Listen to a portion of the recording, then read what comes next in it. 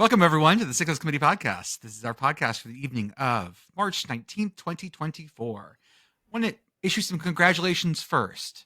First off, to Purdue Hurling. Purdue wins the Collegiate Hurling Championship, taking out defending champion Pitt in the semifinal. Boo. But also congratulations, Purdue. This would have been Pitt's 5-peat, I believe. Something And like Purdue that. got him. Purdue got him big. They ended up beating Colorado in the final. Congrats to Notre Dame Gaelic football. They also won. They beat Navy in their final. Apparently, the interesting about that was that Navy did not have enough players because some of their players got called up to active duty or duty. So Navy's Gaelic football team had to include members from other teams that were there. So members of Montana's Gaelic football team helped them out. Apparently, Montana also very big into Gaelic football. Okay. And then lastly, the Gaelic Grizz. Yeah. And then Notre lastly, Dame being good at Gaelic football feels like cheating, though.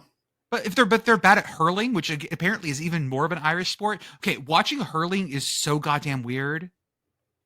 It is when we go on our we're gonna call it our Taste of Pitterland tour in 2 years. We all go to Ireland together on the company dime and watch Pitt. We also need to make sure we hit up hurling and Gaelic football too. Oh yeah, no, absolutely. I really would like to see the Gaelic GAA championship at Kirk Park someday. That just seems cool. We're big enough now that if we just found a senior team or a kids team or something, they would let us video and watch us try to learn the sport, correct? For fun. Probably. I feel like that would people love doing that. So yes. Then I also found out it happened this weekend. I did not know it happened or I would have fucking been there.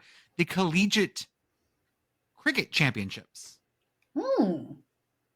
Not West Virginia, not Pitt. Congrats, Texas A&M. The Cricket Aggies won. They beat in the Final Four. It was UT Dallas, UT Arlington, Texas A&M, and Florida. That feels weird. I don't know what schools should be good at cricket, but it's not those. The answer is those, or at least the two Texas ones. Super heavy India Pakistani community. Okay. Those two schools. And they have always been very good. I think UT Dallas won Bollywood dancing a few years back too. Okay. So that is less surprising. I assume the Texas A&M team is just their Qatari team they had to move when they shut down the Qatar campus. coached by Sheik Fisher.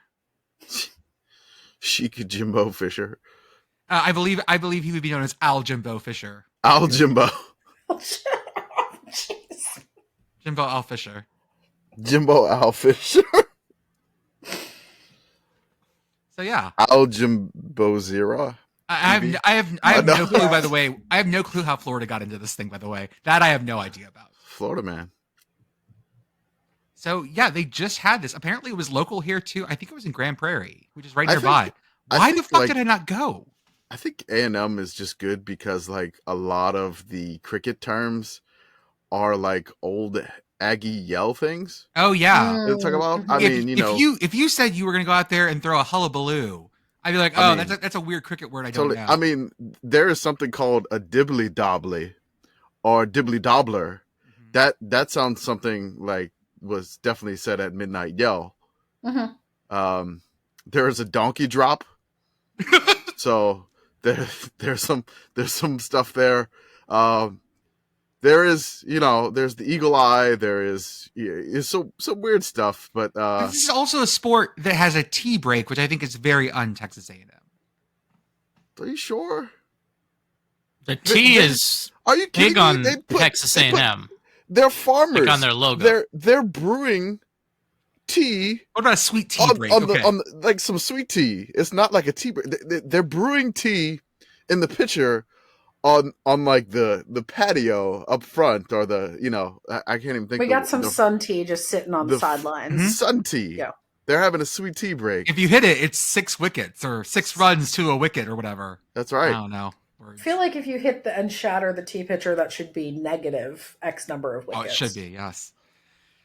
So Texas A&M wins this. Again, things that just happened. Can I find it on Twitter anywhere? No. No. No one has tweeted out about this. Texas A&M, no one involved with this. The only reason I found it was because, going back again, my ADHD medication wore off at like 5 o'clock. And this new stuff is not great, guys. And so I was looking for someone who tweeted us a picture of the Cricket World Cup T20 trophy. T20 is the shortened version of cricket, So not the 5-day version, not the 8-hour version, but like a 3-hour version. And this is what they play in like India a lot. India loves T20. And so they're having the T20 World Cup in the US and the West Indies, which is still a term used in cricket because that is a team. And that got me looking at, I wonder about collegiate cricket. And then I fell down this rabbit hole. I would also like to just describe to you guys what group we're in, because we are hosting the Cricket World Cup. We get to be in it. As the America, we would never qualify for one. Like we are down close to Jersey in how good our national cricket team is. And I'm not talking about listeners. This is the island of Jersey, not the new one that is Pennsylvania's worst neighbor. The island of Jersey has a population of, looking it up here, Sickos committee, Google things, 100,000 people. So is that Isle of Jersey just the entire Jersey Shore? I think the Jersey Shore has more people. In fact, I'm pretty sure the Jersey Shore has more than 100,000 people. Absolutely has more people. Well, I mean, but it's an island, so the entire island is just Jersey Shore. I mean, yes, technically, yes, it would be Jersey Shore. Except for the part in the middle of the island, which is not shore. I mean, Holly D playing cricket is in my head now. It's great. The Bailiwick of Jersey. I can't remember how to pronounce that. Anyways, I think it's Bailiwick. Sure. So yeah, we are hosting this, and here is the group we're in, because this is definitely how we're going to get out of our group. If you don't know these formats, these competitions go. If you're listening, usually the way these competitions goes, you end up in a group, and you play with other members in your group, and you have to get so many points. Kind of like the World Cup, yeah. Yeah, right. Yeah. So here's our group. Okay, U.S. We get to host. We get in because we're hosting. Canada's in here. Okay. Ireland. You got a shot. Ireland. And then Pakistan and India. Oh God, we're gonna die. We're so fucked. We are turbo fucked. 2 teams get out of the group, by the way, the Super 8s. Oh, yeah, cool. Everybody Pakistan else is turbo fucked except for India and Pakistan. Good. Cool. Yeah, that's not happening. There's my backup is going to be Nepal. They're in Group D along with South Africa, Sri Lanka, Bangladesh, and the Netherlands. I don't know, Sri Lanka, dark horse. Our good friend Roger Sherman said he was going to show up to the India-US match. Is in the most like, fuck yeah, America. Because I'm pretty sure that would be, wait, hold up. A bunch of these are here in North Texas. Hey, Commish. Okay. You want to come watch? For cricket? Let's see here. Yeah. Like, when is it? June 4th, Nepal, Netherlands, here in Grand Prairie. Sri Lanka, Bangladesh. That might be a banger. US, Canada is going to be here nearby. Can I get tickets? We actually may have a shot to win that one. I don't know. I don't know that I want to go watch one that we can win. Okay, now Pakistan versus the US. Oh yeah, let's watch us get murdered. We're gonna get killed. Yeah, I don't even know how this. That feels like the right choice for us as an organization. I've finally figured out why Texas A&M is good at cricket. Why? There's a term called "sawing off." There we go. Saw them off. They were sawing them off. There it is. Done. On them off. So now that I've covered all the fun sports, also, as of 9:11 p.m. Central on the 19th, which is the Tuesday, the Barkley Marathons have not started yet. Okay. Oh, shit. It's getting late. It's getting late. Wow. Yes. They have the campsite through noon on Saturday, basically. They need 60 hours plus some wiggle room, so it's got to be soon.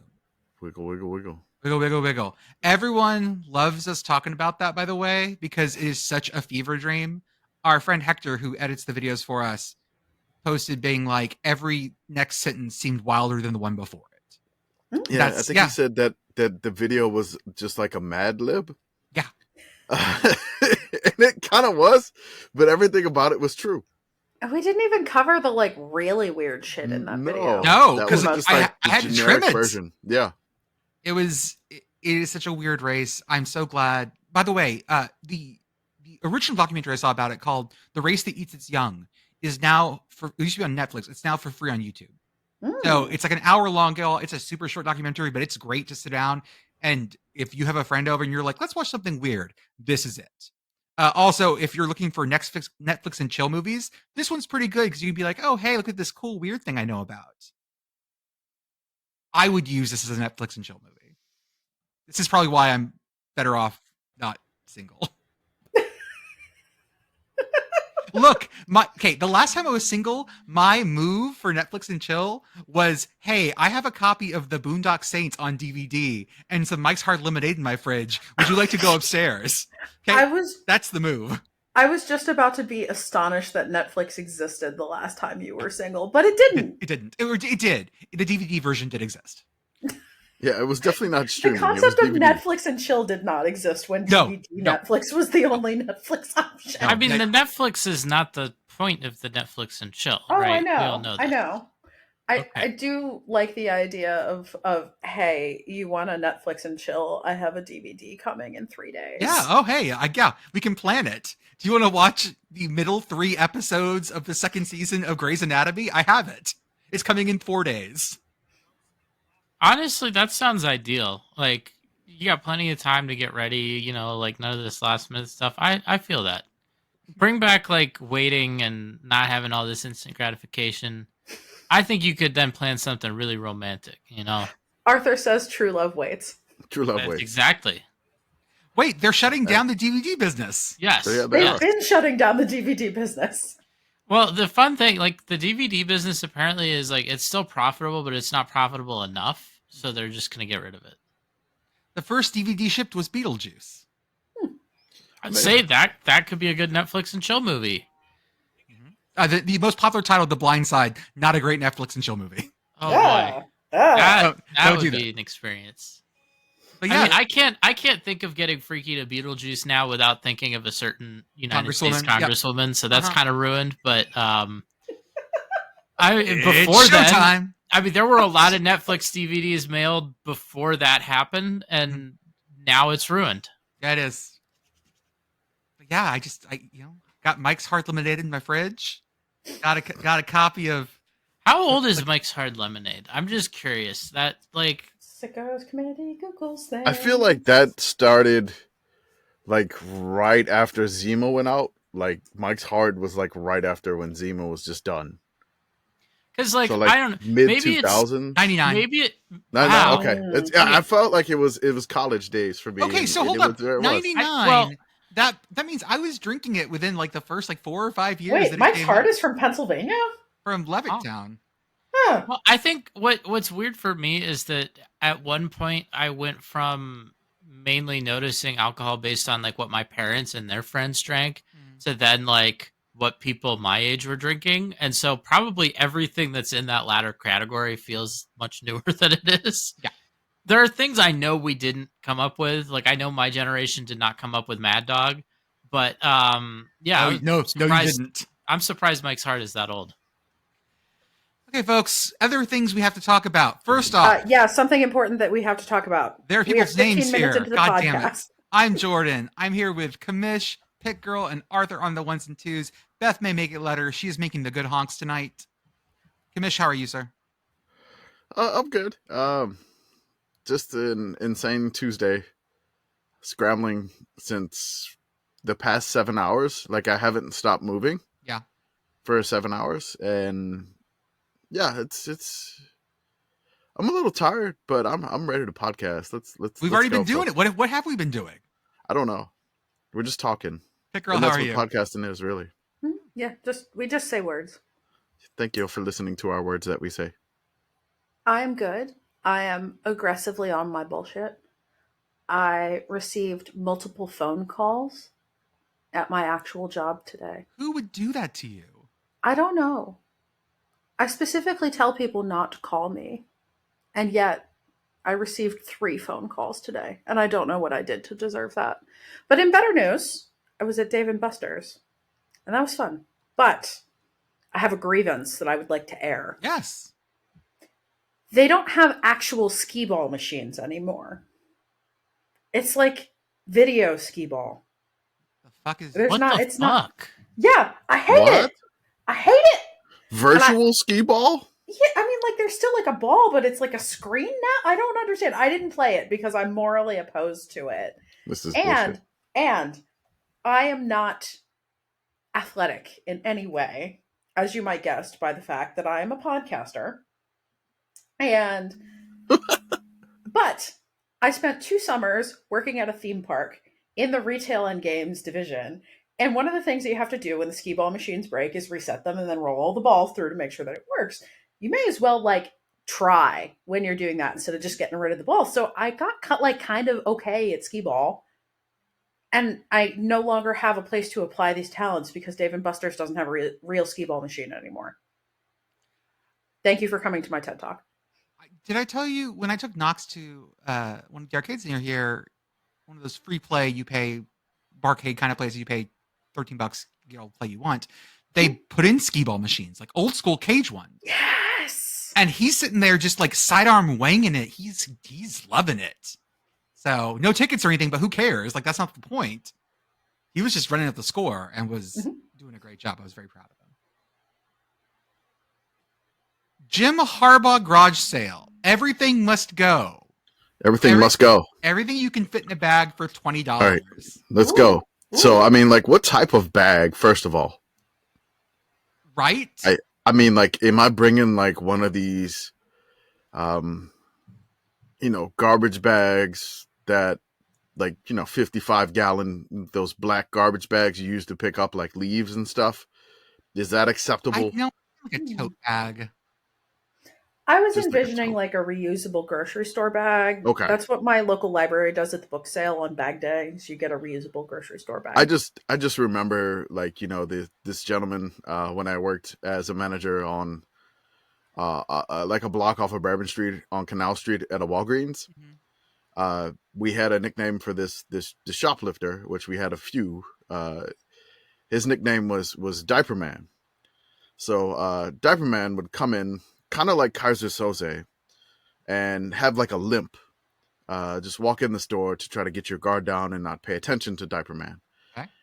And then he would make his way over to the diaper section and immediately pull out one of these 55-gallon trash bags that you would do this, and then just take a swipe of all of the diapers that he could get off of the shelf into the big 55-gallon like supermarket sweep style. Like supermarket sweep style. He's going after the hams or whatever, and into the bag. And then as soon as you go to chase him, he's running full speed perfectly. So, yeah, I mean, could you do this at like Harbaugh, or is like Harbaugh there to like tackle you? Which I think he would probably tackle you. I don't think he's there, but I feel like it's Ann Arbor. There's going to be like a random Harbaugh around there waiting to tackle me, right? Yeah, like I mean, I bet someone's got surveillance up and running. So I was like, I'm gonna pick the most like random ass name, like a John Harbaugh. Wait a second. Wait a second. What about a Jim? Shit. Is there a Jack? Oh wait. I love the fact that this is very clearly, because if you look at all the shit on the picture, there's like a unicorn back there. There are some very frilly dresses. This is very clearly like, oh, my kids are also moving out. I'm moving to LA. I'm just going to get rid of everything. Like, if you didn't pack it, kids, it's gone. Selling it is weird, but that's a whole other trick. I mean, you may as well make a buck. I am intrigued by the collection of snow globes. Trying to enhance the snow globe collection. So here's where I'm at on that. Jim Harbaugh has to collect snow globes. Like that feels correct to me. These are Jim's snow globes. These are the ones he left behind. This isn't the core collection. He's culling the herd of snow globes. Yeah, because you're moving. You always do this. So when Harbaugh goes on vacation, Jim Harbaugh goes on vacation, he's a snow globe collector. It's not shot glasses. I guarantee it's not shot glasses. It's not shot glasses. But so he's not he's t-shirts, like, because we've seen his entire wardrobe. He's not a fridge magnet guy. No, he's all about the snow globes. Fridge magnets seem decadent or too cluttery. I don't know. Yeah, I could see him doing snow globes. Fridge magnets too cluttery, not on but like snow globes are not. But on like football trips, like wins and losses, that sort of thing. These the losses? Well, I'm saying like maybe he wins on the road. He celebrates by getting a snow globe from that location. Like Okay. it's like a trophy. So This like is my Iowa City he- snow globe. Yeah. I got the snow globe in Bloomington. We won 48-7. And he puts the score underneath it like they used to do the old footballs. He absolutely. if he does collect something, it might be like, yeah, there's definitely a score on every one of those things. It's not for him though, because he remembers every score. If you ask Jim Harbaugh about a second down in a game 4 years ago, he'll tell you how he felt about it. I guarantee it. He is the opposite of me in that way. I can't remember what I did 2 hours ago. He can absolutely remember a second down from 4 years ago. Because that is how he lives his life. I don't know. Good. Jim Harbaugh, snow globe collector. Can we like make out any of these snow globes? Because I can see like a little, like there's a plastic one, but some of these are like really nice. Now, I tried to zoom in and the photo quality is not quite good enough. Zoom in hands. okay. Zoom in Folks hands. who are in Ann Arbor, if you can take a better quality picture of the snow globes for us, I don't even know if this is still going on at this point. These guys, when it hit the internet, it had to be gone. Hold up, I found a better quality version of the photo. Ooh. Oh, Let me. It's on throw Reddit. it in the chat. Yeah, here. Let me send it. Look at you guys. Oh, hey, I was dropping things at the wrong thread yet again. Oh, imagine that. There you go. Why would we put things in the right thread? Let's see here. We're not smart. I see some handwriting on there. Music City. No, I do see Music City. Oh. Did he ever play in the Music City Bowl? Yeah, that one is definitely Nashville, the one with the guitars. Okay. I see lots of like palm trees. We got like a palm tree. Okay. We got a sandcastle. We got Maybe one that one looks was like for, it's a like, bunch of Tampa. seashells. I think one of the plastic ones in the front might be from Seattle. Maybe it's all the places he got interviewed. These are all my NFL job. Hey, I've been interviewing at NFL jobs. I pick up a snow globe every time. Oh, there's one in the back row that I think might be the state flag of California. Oh, I see it with the bear on it. Yeah. Uh-huh. What's the G thing next to it? Is that a Google like Nest base? I don't know. Anyways, now we're just looking at his garage sale shit. Okay, so he played Michigan in the Orange Bowl in 2021, and that was in Miami. So that's there. Then he had the Citrus Bowl in Orlando, so that could have been that. Do we see anything with peaches to resemble the Peach Bowl when he played against Florida in 2018? I don't see anything with peaches. No, I don't see nothing Atlanta-ish. Nothing What about- screams Georgia about this snow globe collection. Okay, I don't see. I see see like either a kid Orlando, in a- Miami. Is that a cannon or a kid in a wheelchair? I was sort of. Oh no, that one's from Gettysburg. I think. I'm pretty sure the text says Gettysburg. Oh, Okay. definitely. I I think mean, that's a that's cannon, history. yeah. That's a history thing for them. Is that a sealed energy drink on the table too? Yes. Okay. They I were believe just so. they were just getting rid of everything. Okay. This is the realtor. They You just can left the also house get as your is. official Jim Harbaugh lava lamp right behind the official Jim Harbaugh Singer sewing machine. This is how you end up with enough pieces of the true cross to make like 40 crosses. This is all from when Jim Harbaugh, this is from the championship year. We have 20 sewing machines. The thing on the front of the table that kind of looks like an essential oil diffuser. Oh. Is he about scents? That might be it. That's why he's going to LA. He's about essential oils. There's some vinyl in the foreground also. Oh. Postal Service. Okay. It's like maybe Death Cab for Cutie. Somebody Okay. has good taste. That's got to be a kid. There's no way. It's probably That's the got kid to that. be a kid. He had several kids living with him. You don't think Jim Harbaugh's Ones that jamming he out was to related such great to. heights? Sorry, ones that he was related to. He had kids who was related to living with him, not just random kids. His kids. His kids. I mean, you want to talk about some really bad music tastes? Matt Norlander posted all the NCAA tournament coaches and their favorite bands or favorite music, and some of this, y'all. Like Taylor Swift, I get. Marvin Gaye, Bob Marley, like good choices. There was one that really jumped out at me here. Somebody said Hillsong, which is not even a band. What is that?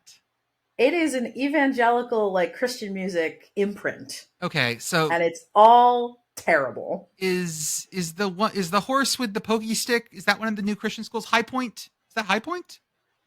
Are they Is Christian? High Point a Christian school? Googling High Point. Shaka Smart did say Tupac. Good choice.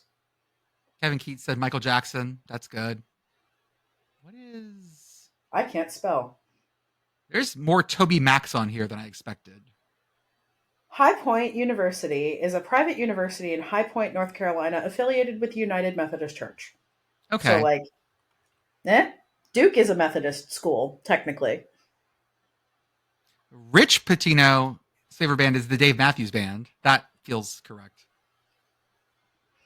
I would like to talk about Mark Pope's confirmed Swiftiness and also his ranking of his top 5 Taylor Swift songs. So apparently he has a bunch of daughters in this tracks. Okay. Yeah, which is fine. This is not a value judgment. I also enjoy the musical stylings of Taylor Swift. I'm value judging here. His ranking, though, number 5, Cruel Summer. Number 4, All Too Well, 10-minute version. Number 3, Karma. Number 2, New Year's Day. Number 1, Cornelia Street. Where is the representation for any of the albums prior to Red? What is this? His daughters probably aren't that old. Yeah, but come on. You got to listen to the entire discography. I don't know. I do feel like he's not just saying the most popular songs. So like I buy it that like this. Oh, because if I done is this, like the fan favorite one though. That's like the one that the Swifties picked because it's like it wasn't a single, but we all really like it. It's good, but it's not that good actually. I would have been Justice for Reputation. I would have been like, oh yeah, I'm a big T Swift fan. My favorite songs are Bad Blood and Shake It Off and the song where we're not getting back together. That one. Like I like the ones where the goats were screaming. Yeah, like that's how much of a fake fan I am. I would just be the most popular songs that I can basically remember. I want to give a shout out to Northwestern coach Chris Collins with Babyface. I mean some R&B. Yeah, okay. I mean, like, When Can I See You Again? I mean, wow. Also, shout out to Wazoo coach Kyle Smith. Digital Underground. What is that? I mean, now's your chance to do the Humpty dance. What's that? I mean, he must like his oatmeal lumpy. No, you're saying words. He probably got busy in a Burger King bathroom. No, nothing here. That seems unsanitary. Yeah, that seems. I mean, do the Humpty dance. No, you said that again. It doesn't make any more sense to me. Do the Humpty Hump. No. Okay. I love this. Like, this is funny because we had this thing, like, nobody on the podcast knew what UGK was. And I'm like, oh, okay.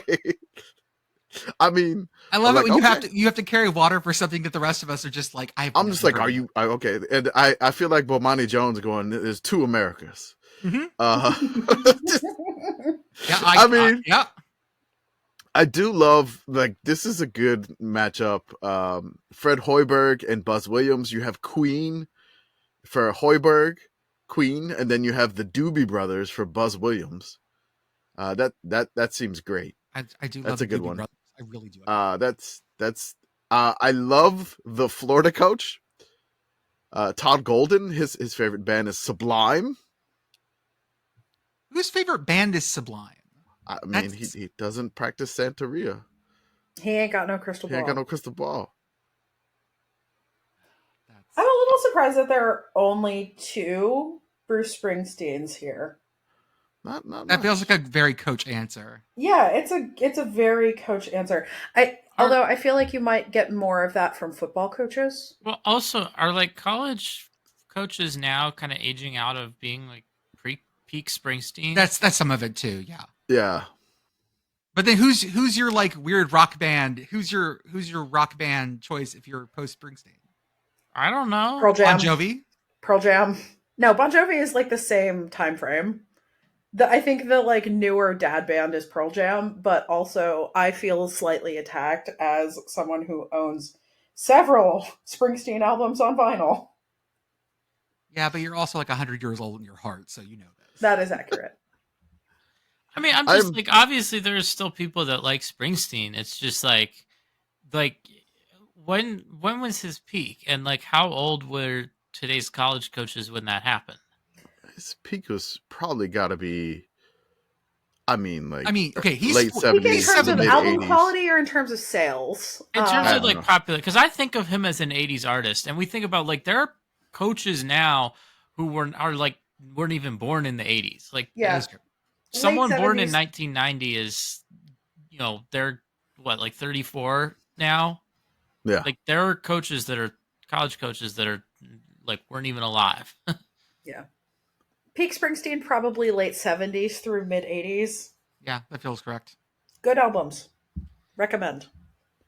So I love that at the beginning of the NIT first game tonight, they released a list. They posted this on the actual broadcast.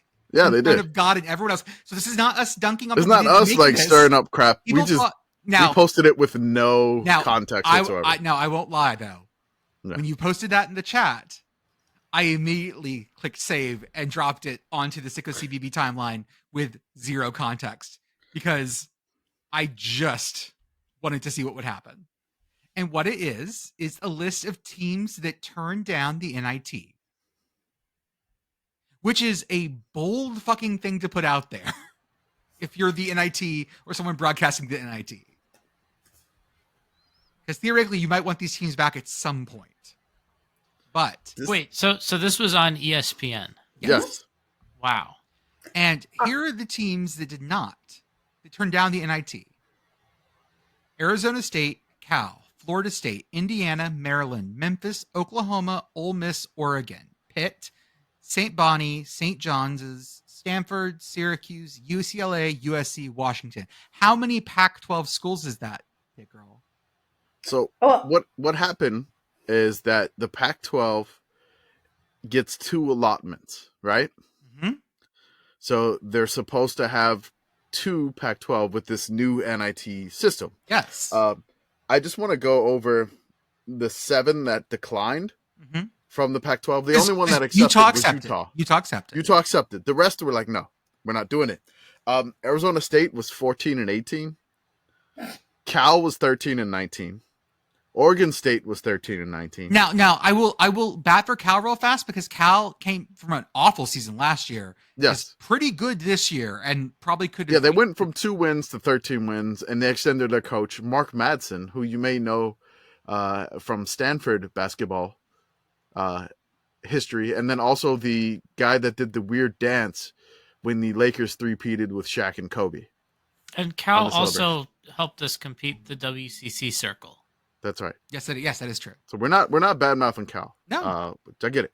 So I said Oregon State 13-19, Stanford 14-18, UCLA 16-17, and USC 15-18. They were calling everyone. Everybody in the Pac-12. And Washington. In Washington too, yeah. Yeah, and also Washington. No, I was counting because, folks, this is 17 teams that declined the NIT. They could just have their own tournament. They could just leave one team out and have their own tournament. And here's the wild thing. We still have regular season conference champions that we're not going to they're not going to any tournament. This feels like a good time to break in and provide some live breaking news. Please do. Which is that the first 4 is happening literally right now. And Virginia is playing Colorado State literally right now. And how's it going? Oh, it's going wonderfully. The selection committee did a really good job of putting Virginia, who I will remind you, Pitt ran off their own floor in Charlottesville. They did a really good job putting them in. Virginia scored 14 points in the first half. We are now 3 minutes into the second half, and Virginia is still at 14 points.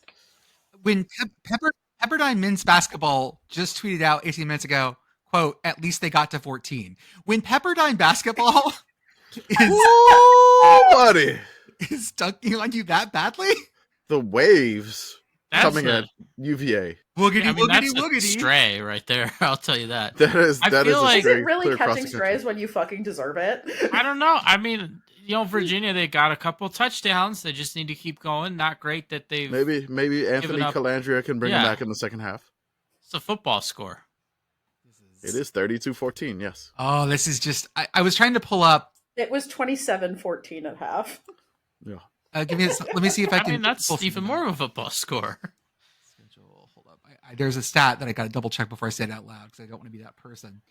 Well, I feel like this is twofold, right? Because like on the one hand, Virginia, one of the shakier teams, I think, in the tournament, but like they're in the first four, so that makes sense.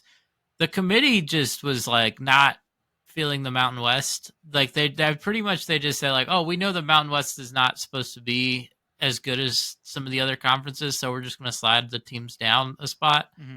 And so that's like you end up with, I mean, this is not a fair fight because like Colorado State's a much better team. The only thing that put them in the first four is the conference that is on the team right there. So Virginia is 6 for 34. oh, they scored. At least they just scored on my I don't know, my feed might be and ahead. 2 for 11 on 3-pointers. Up to 16 points now. Okay, so yeah. To be clear, this is not at all about Colorado State. Go Rams. This is about Virginia playing an ugly, unenjoyable form of basketball and getting in primarily on the strength of the fact that their name is Virginia. I hate it. Yeah, it is. It is. It's a lot of oatmeal. I will say, like, they've only given up 35 points. Like, that's not terrible.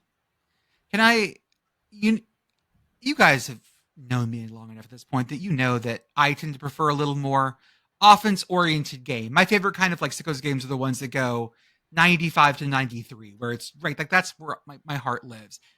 I can watch defensive football and enjoy it. Defensive low-scoring basketball might as well be just straight poison. Ugly. It is the terrible. worst thing to watch. And here's the thing.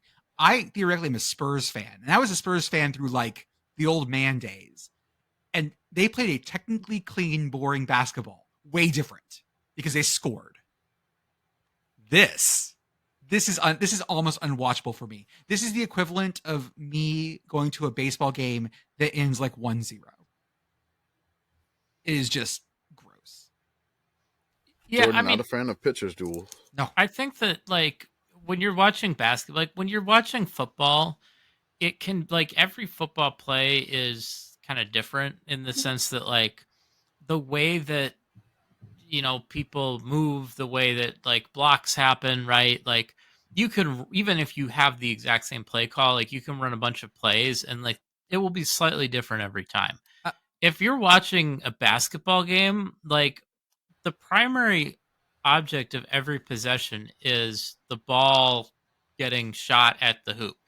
And like it either goes in or it doesn't. Yes. And there aren't a whole lot of things that can happen outside of, truly ridiculous things. I mean, like maybe you get like a wedgie or something and like that's exciting. But like think about like a full court buzzer beater, right? Like probably the most incredible basketball thing you can imagine. You can still imagine it. Like I can come up with it and say it. I don't think like if it hadn't happened memorably in a game, I don't think I could have come up with like a kick six or like a walk off. There's so much more space for safety. wildness. Yeah. There's just so many more outcomes even within trying to do a specific set of things, right? Yes. Like when you're watching, I hate picking on them, but Iowa football is just the most notable example for just being a really bad offense. But like every play they run doesn't look the same, right? Right. Like even when they're being bad, it's not just like, oh, every single play, hand up the middle. All we're like, going to do is more of this. That's all we got. Yeah, there's right. There's still space to take a somewhat perverse joy in Iowa football. There is very little space to take even a perverse joy in Virginia basketball. Yeah, and like you're watching, like maybe it'd be like, oh, okay, like they're gonna try like a short pass to the tight end. Oh, like that didn't work either. But it's different in a way that like because fundamentally, I think the big difference between bad basketball and good basketball, in terms of like offense, is just like does the ball go in? Yes. Right? Like That's exactly what and there's just so much less to control for there. But I don't know. I think there is a kind of bad basketball that can be fun to watch. If you have a team I mean, that yes, is the Washington just Generals are fun to watch. well, no, I'm not even talking Washington Generals. I'm talking like Jordan Poole can be fun to watch, even when he's not doing something good. Like there Yes. are players out there are teams out there that can be bad in a fun way. But when someone's bad in a boring way, like it's not enjoyable. Pitt Girl, yeah. Just a good tweet regarding Virginia. This is now out of date because Virginia has scored. However, we have officially passed 50 minutes since the last Virginia field goal. This is like waiting for the square in the computer monitor to hit the corner, make it stop, followed by a GIF of the DVD screensaver. Thank you at Oakland Zoo, friend of the show. The other two best ones I saw was they had the actual chyron on the broadcast was first point scored since 9:48 p.m. Eastern time. God. And then the other one someone posted to me was that the score of the Colorado State Virginia football game from 2 years ago, or sorry, from 2002, was Colorado State 35, Virginia 29. So Virginia might be able to make it. Somebody tweeted, at the half, Virginia is down 27-14. Anthony Calandria is 10 for 15 passing for 220 yards, 2 passing touchdowns, and he's thrown 2 pick sixes to give Colorado State a 13-point lead. Mhm. I told you. That's God. Okay. Oh, my God. I don't want to bag on Virginia. You know, that's the selection. No, I mean, that's the selection committee. That's not their fault. It's not Virginia's fault. And they could have been worse. More teams could have stopped them. Virginia is an extremely slow team. They are deliberate. They are a half-court team. This is their style of play. It is not working this evening. It did not work for the majority of this year. But the selection committee, which again, we are the one true good committee, the Sickos committee, compared to those selection committees in the college football playoff committee. We didn't put these folks in that situation. We would have definitely put in Pitt in the Sycamores, our beloved Sycamores, in for sure. But you know, again, I don't want to compare like you said, like Iowa and Virginia. I'm seeing that on the timeline right now. I'm like, Iowa football is much more entertaining. There's so much more fun because the field is bigger. There's a lot more fun for activities, I would say, on the field. There's a nature of football is kind of like, it's a little bit like bowling. Everybody gets their turn. Everybody gets their role. Basketball is a similar thing here, but technically basketball is like, did you put the ball in the hoop or not? Football is like, you can play a little field position, which Iowa is incredible at something like that. But maybe Virginia needs to get a punter. I don't know. Maybe. I would like to mention the other tournament, the CIT tournament. If you all will look at the chat and blow up that bracket, this is the one you have to pay to play in. Yes, the pay to play. I would like you to notice the bottom right quadrant.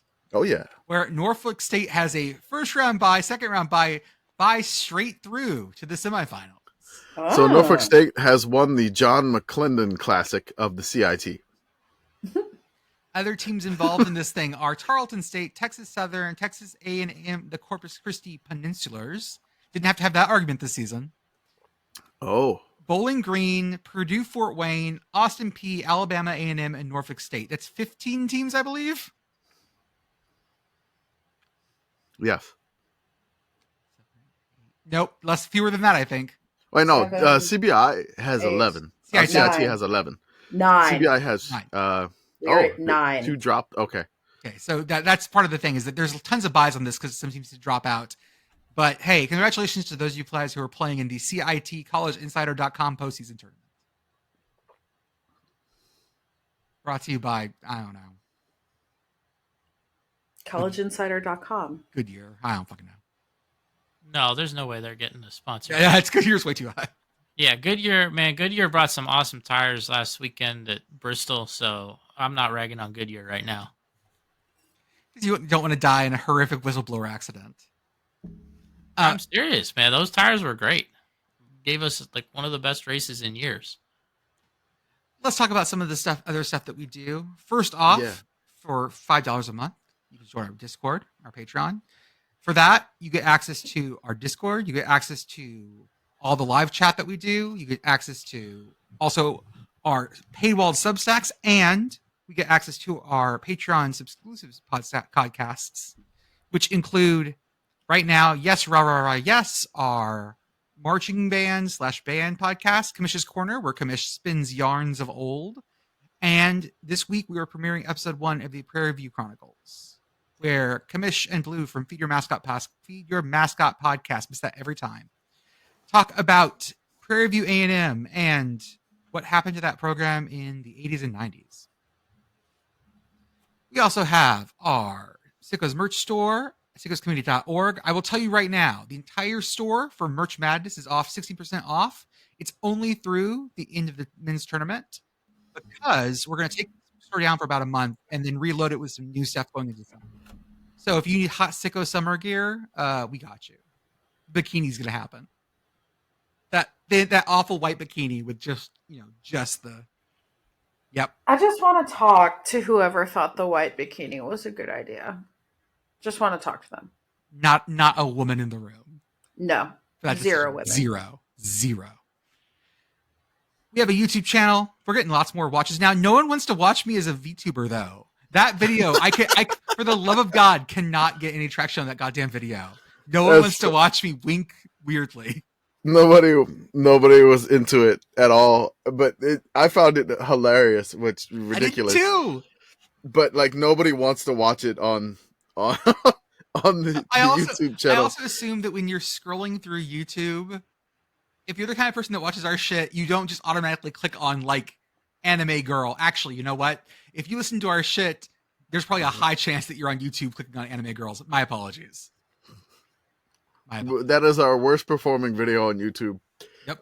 By far, it has still not made it to 100 views. Everything else that we've put up there is over 100 views. Like 400 views. We're doing solid.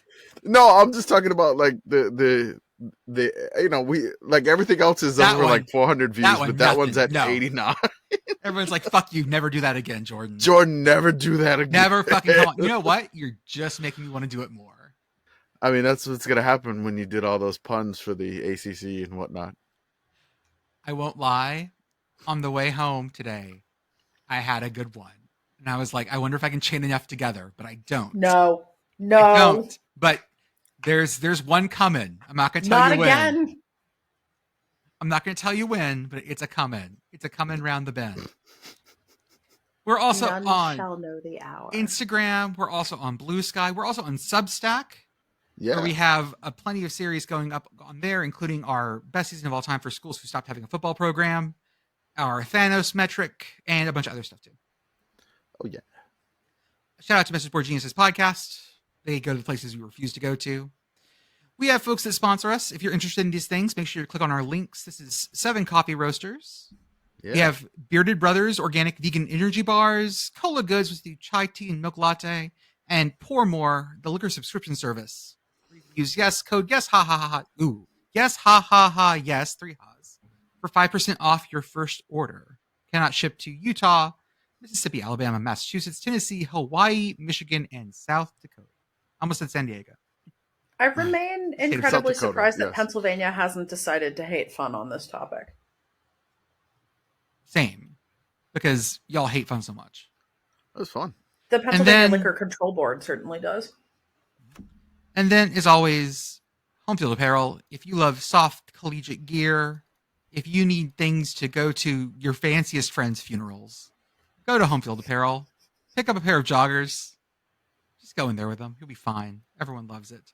Right now, on our Sickos shirt showdown, our shifting Sicko 16, what we would call this. We still have shirts up there. These shirts, I will drop the link for. These shirts specifically are 25% off with offer code committee. And we still have stuff like The Detroit Mercy shirt always makes me happy. The Slam Dunkin' Camel from Campbell. I just got mine that came in. The Detroit Mercy shirt came in yesterday. I'm excited. I'm ready for March Madness.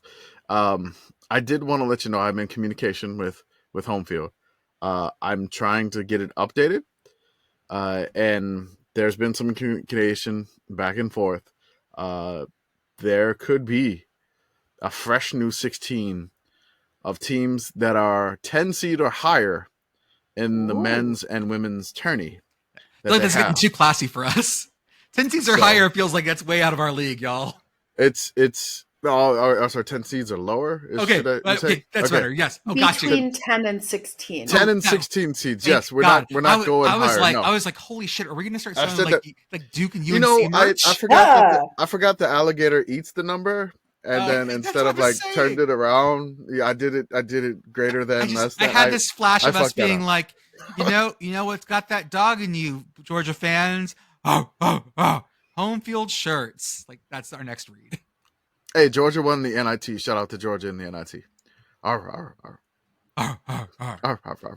That's under digressing a little bit. I was going more Tim the Toolman Taylor, and I don't like it. This all feels so bad and wrong. I'm gonna does. have to go take a shower. I hate this. That used to just be what they put on TV, and everyone was like millions of households were just like, it's fine. We'll all just watch this together. I mean, the shirts that I have listed, I think the highest seed that I have is a 10 seed. I have requested a 15, a 13, a 15, a 14, a 13, a 16. There's a couple of 12s, a 13. It's like a 15 seeds. It's like you're listing all the people you've had sex with, but your numbering system goes from 0 to 15. A 12, a 13, another 12, a 10. Okay. Pitt Girl got it. I don't have anything to say about that, but I was just talking about the seeds. Your improv is awful. Not talk about. Yes, and. Let's talk about. Yeah, but I don't know how I feel about speculating about Commish's body count. I really don't. I mean, Monroe was interesting. I'll say that, but still, there wasn't much to. No, okay, I'm gonna stop. Fun row, baby. But yes, on that note, but yes, haha, yes. So, really, looking forward to getting those shirts straightened out with Home Field. I've sent all those links. Use the code committee. Whatever's on that link. The link is still active. I don't know what's on it right now. The link is active. Yeah, it's great. It's like the dude. It's a lot of fun. It's all the ones we've been selling. I don't have maybe some new ones. Listener, I just need you to know that Jordan briefly died and then came back. Oh, the soul left my body. You saw God give me air back because you know whose else's soul left his body? Oh wait, no, that's a couple of weeks from now. Yeah, we're way early. Are we talking Kate Middleton? She is also allegedly coming back on. East. Okay. Kate Middleton. She is risen. Kate Middleton has declined the NIT. No, not going to be there. I mean, who hasn't? Ain't got that dog in her. I can't. What was that? I can't believe the committee left her out. I mean, she had a high net rating. Did she? Where's her body of work? We haven't seen her in 3 months. Hey, but that's all you need to do. Win a couple of games early on and just check out, and who the fuck cares? You're in a strong conference. I mean, that's it. Imagine that. Her last big victory was in the Falkland Islands, but who knows? I think you could say the UK won the global war on terror. Sure. They probably won that one. Right. What? Okay, so we also have coming out. What? Did I what? I know. I was just saying, did anybody really win that war? No, that was a joke. That was a joke. It's almost like you shouldn't fight nouns. I am going to go fight Joe Lunardi, though. I'll be right back. I am going to fight bracketology. I guess that is a noun. Shit. We are putting out on the basketball side of things, the basketball account, we're going to be putting out our tournament. The first four are already there. That first four matchup between Kansas and Kansas State, real spicy. Committee, y'all did a great job at picking that one. That was a real spicy first round, first four. But we'll have that up on that side. We'll be voting for it on the account, so make sure you're there. On the football side, we are doing our, what did I call it? Sickos Game of the Year bracket.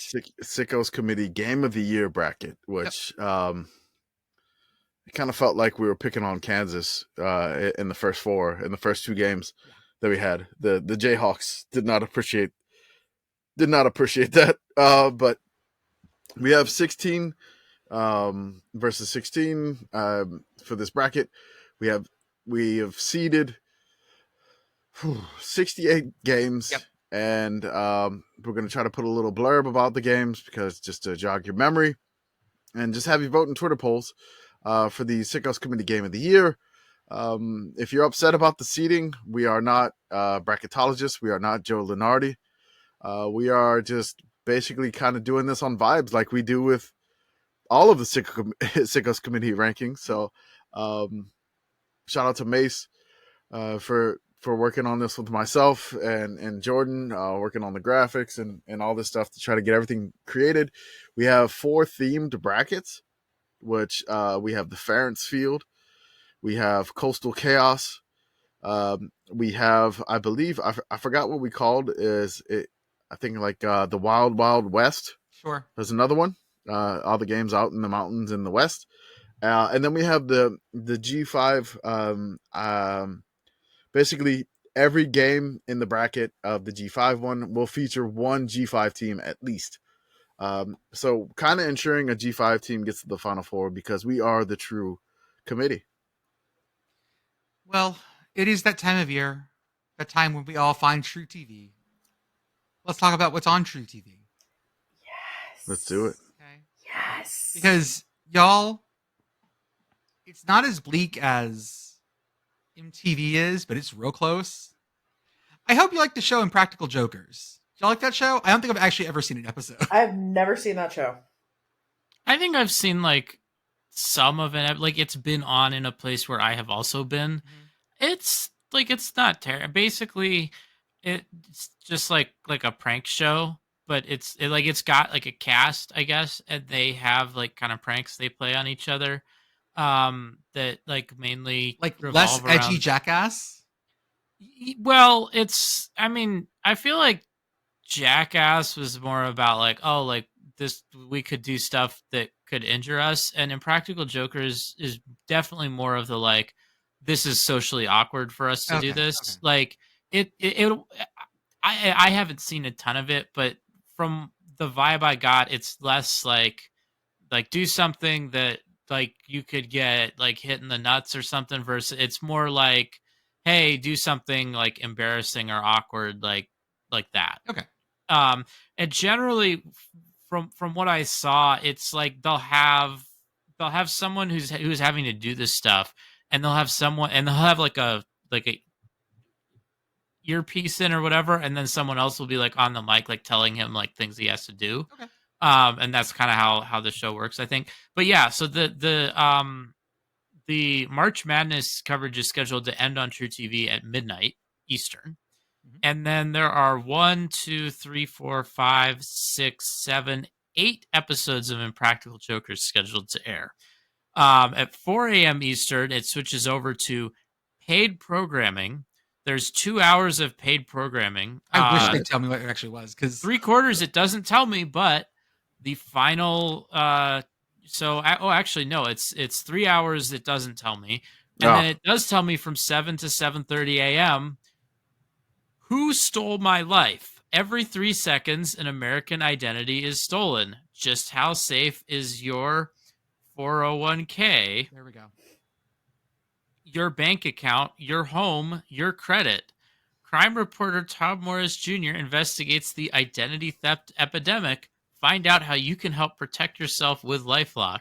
And I love there we go. this. LifeLock, yeah. So it tells me on this as well. I'm using YouTube TV. It tells me what channels this program airs on.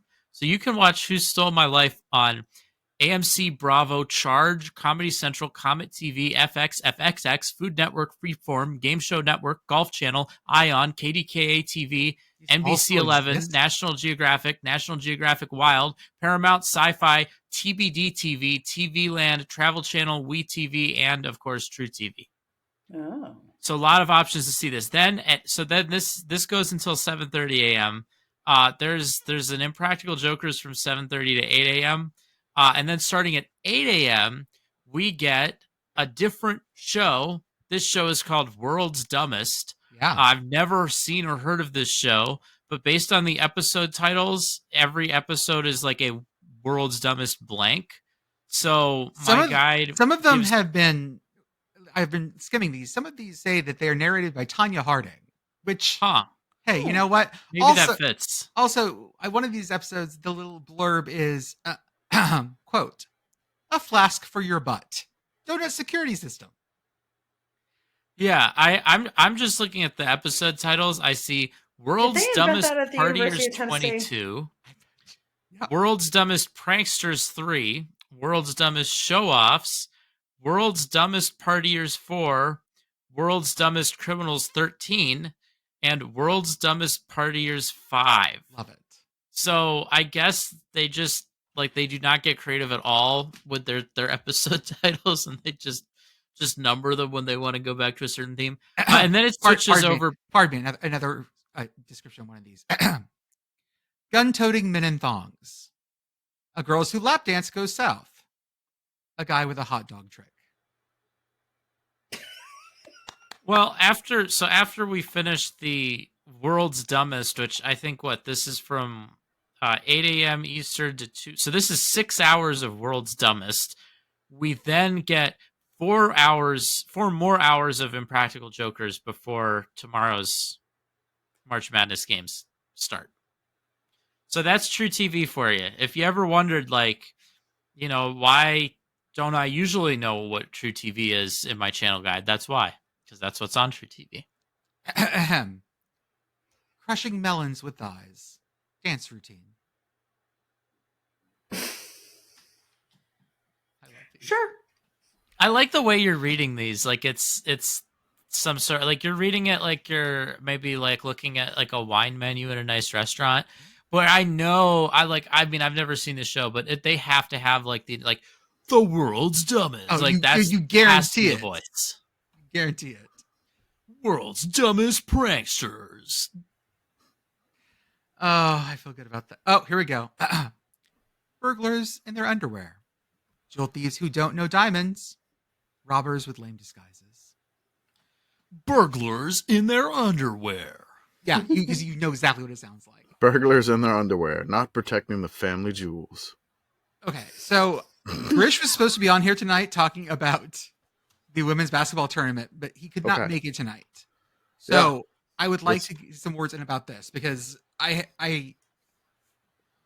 forget who said it. Someone I value on Twitter on sports stuff said it, but the women's game right now has, I think, some more interesting matchups and interesting storylines, which that's awesome. They got the drama. The selection committee chose mess with this bracket. Mess. This bracket is about mess, and so why is it about mess? Okay, well, let's just go into it. Let's just go into the bracket. So, the main thing you want to talk about is the Iowa bracket, which is the regional, and the Sweet 16 is going to be in Albany. So the Iowa's the 1 seed, right? Okay, that makes sense. Yeah. So Iowa 1 seed, Caitlin Clark, amazing story. The rest of the team, awesome as well. The team that they could possibly play. Now, I'm not discounting the 16 seed, but it's just not been determined yet. It's a play-in game. The next round is 8 seed West Virginia versus 9 seed Princeton. So the West Virginia coach has already said, let's send Caitlin packing. Now, they still have not played Princeton, the 9 seed. Yeah. This is an 8 seed, West Virginia. Oh. So this is an 8 and 9 seed. We're looking ahead. Oh, They're they're looking about ahead. to find the fuck out. They're looking ahead already, and they said, let's send Caitlin packing. So that's a little bit of the drama there. That's just the top half of the bracket. You have Colorado, Drake, 5 and 12. You have Kansas State and at the 4 seed, Portland as the 13 seed there. So let's go to the bottom of the bracket. Okay. You have 6 seed Louisville, right? Okay. Versus 11 seed Middle Tennessee State. So that is very, very close. Now, keep in mind, these regionals are hosted by the high seed in the area. So, like, the highest seed in this little cranny of 4 teams or whatever, this little bracket or little, like, mini bracket thing of 4 teams is hosted in the city of the highest seed. So the 6 and 11 seed matchup is going to be hosted by the 3 seed. Okay. So that's going to be in Baton Rouge, Louisiana. The 3 seed LSU Tigers, the defending champions, are hosting the games in Baton Rouge. They are playing the 14 seed Rice, so not necessarily anything spicy there. But LSU got transfer guard Haley Van Lith from Louisville last year. And so technically in Baton Rouge, Haley Van Lith could likely be playing her former team in the second round of the women's basketball tourney. That is spicy. Okay. That is spicy. Yes, that's some spicy. We got a little spicy gumbo there in Baton Rouge. Right? Now, you've already realized this, that the final last year was Iowa versus LSU. They're in the same bracket. Oh yeah, no. Okay, I can see what you mean. This whole top, this top right is just an absolute nightmare. Now, the thing that sucks even. Why did we do this? Yes. So then you have the 7 seed Creighton versus the 10 seed UNLV. Then you have 2 seed UCLA against a 15 seed Cal Baptist. So LSU is going to have to get by a 2 seed if everything goes chalkwise, which this is March Madness. It may not happen. There can be upsets galore. LSU will have to get past the 2 seed in the Sweet 16. Then they would likely have to battle and defend their title against the 1 seed Caitlin Clark, who they defeated last year in the national title game. Yeah. If that happens, I don't know it's going to happen. But this seems kind of mean to Iowa, mean to UCLA, and also mean to LSU, which that's a little bit of drama there. A little bit. And that's just one side of the bracket, which is crazy. What are some of the other good stories here? I know that South Carolina has been amazing all season. Like that's sort of. So South Carolina's the overall 1 seed. They're undefeated. They haven't lost. They almost lost to Tennessee, and then they had the fight with LSU. So they're down some players against the 16 seed. Should be okay to get past them. Then they face either the 8 or 9 seed North Carolina, Michigan State. Then it's Oklahoma versus 12 seed Florida Gulf Coast. Then there's 4 seed Indiana, who was a 1 seed last year. They graduated some players against the team that only has 1 loss, that is 31-1. The Fairfield Stags is a 13 seed. Ooh. Yes. I love that. All right. Then later on in that bracket, you have Trev Alberts Bowl. You have 6 seed Nebraska versus 11 seed Texas A&M. And then you have Oregon State 3 seed against Eastern Washington, 14 seed. You got Ole Miss Marquette 7-10 matchup. Ole Miss is the 7, Marquette's the 10. You have the 2 seed Notre Dame, who is again ACC champion, against 15 seed Kent State, the MAC champion. So that bracket doesn't necessarily seem as stacked, I would think, for like South Carolina. The 2 seed is there. You don't think South Carolina will face too much of a test until maybe the Elite 8, maybe the Sweet 16. But that bracket seems set up. And again, for a number 1 overall seed, Seems pretty good. Mhm. Then you have the regional 4, which is Texas, the Longhorns 1 seed. They played the Drexel Dragons, the 16 seed. You got Alabama and Florida State playing each other. That's always fun. Alabama, Florida State. The selection committee put those two schools together. Would love Yeah. that. Mhm. They maybe a little drama there, from the college football playoff. So again, they're choosing a little bit of mess. Utah versus South Dakota State, which should be an absolute banger. The 5 seed Utah, the Lady Utes, versus the Lady Jacks. I know they're not the Lady Jacks or the Lady Yeah, Utes. so what are you doing? I just like saying it. I don't know. It's just weird. No. But South Dakota State and Utah should be that awesome 5-12 game. And then there's another awesome 4-13 game, Gonzaga versus UC Irvine, the Anteaters, right next to it. Zot. Yes, Zot. So that should be fun. Then you have 6 seed Tennessee, who almost knocked off South Carolina, but except that last shot there, versus 11 seed the Green Bay against Green Bay. I believe it's the Green Bay Phoenix now. Yes, it is the Phoenix. Then you have 3 seed NC State versus 14 seed Chattanooga. Then you have the 7 seed Iowa State versus 10 seed Maryland. Then you got the Trees, Stanford, the 2 seed, and the 15 seed. Behold the green and gold of Norfolk State. Hell yeah. Now you really think about these games here, right? You're like, those 2 brackets really not too heavy. But then you look at the other side of the bracket, which is just seems like they're kind of setting up Caitlin Clark to go through this gauntlet. Right. If you think about it here. So you have the 1 seed USC with Juju Watkins against the 16 seed Texas A&M Corpus Christi, the Islanders. The Peninsulars. Okay, it says Islanders as the mascot. Against 8 seed Kansas, 9 seed Michigan. Baylor versus a play-in 12 seed. You have Final Four participant last year, 4 seed Virginia Tech versus our crazy Sickos women's basketball team, the 13 seed Marshall Thundering Herd. Oh, yeah. That shot nearly 100 times in one game due to a few turnovers by James Madison. Just a few. Only a couple. You have Syracuse, the 6 seed. Then you have the 3 seed UConn, which is always formidable with Paige Buchers. Yeah. You have the 7 seed. UConn is playing 14 seed Jackson State. You have the 7 seed Duke versus the 10 seed Richmond Spiders. Then you have the number 2 seed Ohio State Buckeyes versus the 15 seed Maine Black Bears.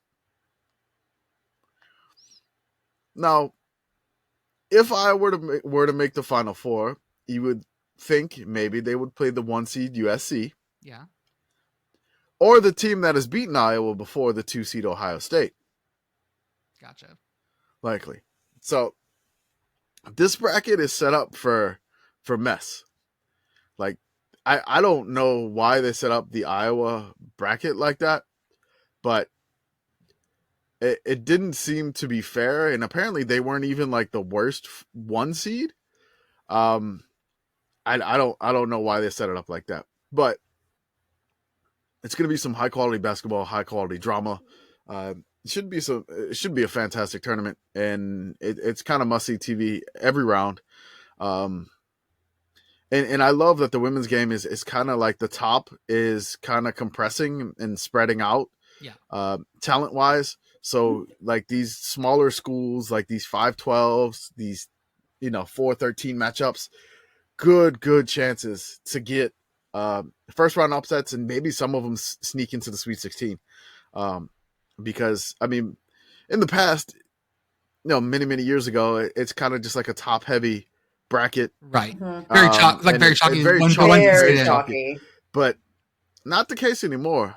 Should be high drama, and there is a lot of quality. Okay. Let's play my game. Y'all want to do Okay. that? Okay. Arthur, you're welcome to come play too.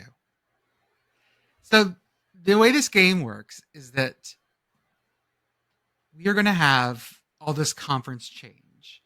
And the first time I saw SMU's home conference schedule for this year, like my mind just about melted because the teams just made absolutely no sense. Let me find the actual schedule. I know they have Pitt. Yes. Because part of me is like, I should go see Pitt. Pitt's You one should. of my adopted teams. I should go. You should. It is I should go You see can you Pitt. can you can Ganack on my behalf. it is Houston Christian, which is not a conference game. BYU, which is not a conference game. TCU, which is not a conference game. But Florida State, which is a conference game. Pitt, which is a conference game. Boston College, which is, and Cal, which is. Normal. Right. So what we're going to do is I have a list of certain teams and their home schedules. I'll give you the team in the year, and you've got to tell me which of these games are conference games. Okay? Okay. So Okay. Let's start with something a little easy here. Hold up. Where are we looking? Hold up. I closed a tab. Damn it. Give me a second. Jordan, All the tabs that I closed, the one. I'm going to regret asking this. How many tabs do you currently have? Oh, open? it is across. Okay, so that's funny. I've never seen the number of Chrome. If you have so many instances of Chrome open across the bottom, it shows little pictures. This is a text list. Oh God. I think it's over 20 windows of Chrome. Okay. Ah! These are all my emotional support Chrome tabs. Yes, if I lose any, I Yeah. go crazy. If I lose any, I go crazy. Can you find stuff fast? No, No, don't need to. I don't need to. I am experiencing intense psychic damage right now. You know what? Well, think about how I suffer too. I don't, but think about how I might.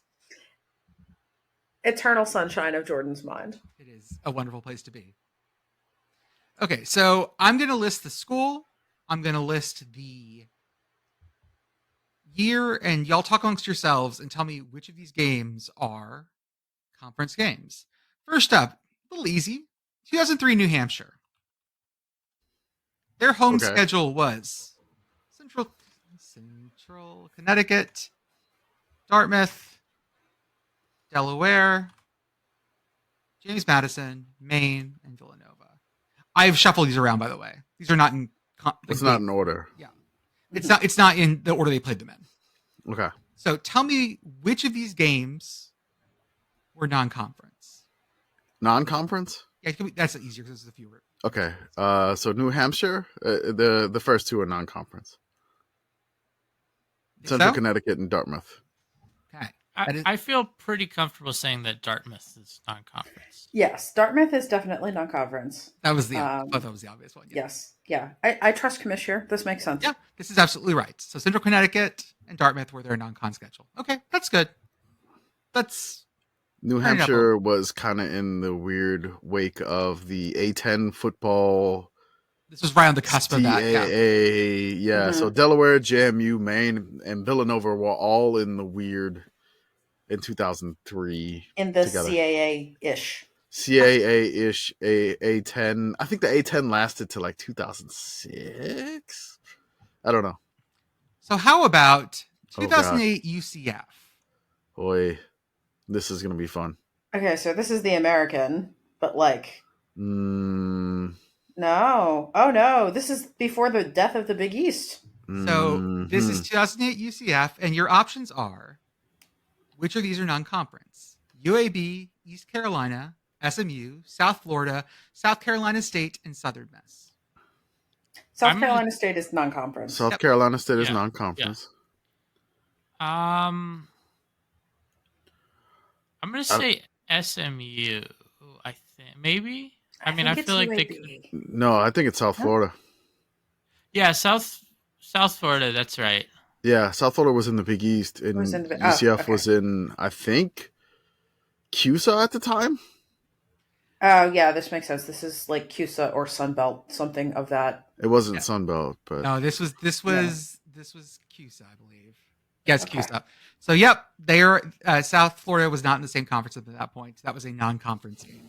Okay. so South Florida and South Carolina State, everything they were in the same conference as UAB, East Carolina, SMU, and Southern Miss. This makes Okay. sense. Which again made total sense at the time. Okay. All right. Number 3, 1997 TCU. Ooh, So their home schedule was they were Tulsa, in the- Utah, North Carolina, Okay. New Mexico, SMU. Which of these games were non-conference? I mean, North Carolina. Okay. Yeah, obviously. Yeah. Are there any that's- more? Hold on. Is Because this when was TCU in the WAC then? 1997 was the mega WAC. It was the WAC with like 16 teams. I mean, And- honestly, I feel like North Carolina could have been in the WAC at that point. Yeah, I thought who would have known? So many WAC teams. Tobacco Roads. To Wacko Roads. Mac An Brown in the Animaniacs WAC. skit. Mac in the WAC. Oh wow, okay. Yeah, no. I just saw on the TruTV broadcast. There's someone actually, I assume Colorado State fan based on the colors, wearing a shirt that says Virginia basketball is Iowa football. Oh God. So are any other ones of this list? Tulsa, Utah, North Carolina, New Mexico, SMU. You said North Carolina is non-conference. When did CUSA start? Because I feel like Tulsa was, and Tulsa's the only one in my mind that is not the same conference as them, honestly. Because I believe SMU was in the WAC, Utah was in the WAC, New Mexico was in the WAC, because they left for the Mountain West in like 98. Tulsa is the only one that I'm thinking was CUSA, but I'm trying to remember when Conference USA was started. Because Conference USA was around in the 90s. So the SWC, the Southwest Conference, ended in 96, and Houston was a founding member along with Southern Miss. So I'm going to say Tulsa was in CUSA. Utah, New Mexico, and SMU were all in the same conference as TCU. Nope, Tulsa was in conference. There There you go. Okay. They were all members of the WAC, Okay. Mega whack. the Mega WAC. Okay. So cool. everybody's a conference game except for North Carolina. Carolina. Yeah. I was, Also, Utah, New Mexico, SMU. Yes. Tulsa okay. tripped me up. It's fine. We're getting a It little was close. spicier. It was tough. 1997 Memphis. Memphis. Here are your options: Houston, Arkansas State, UAB, Minnesota, Louisville, and Southern Miss. That's Houston, Arkansas State, UAB, Minnesota, Louisville, and Southern Miss. Which of these games are non-conference?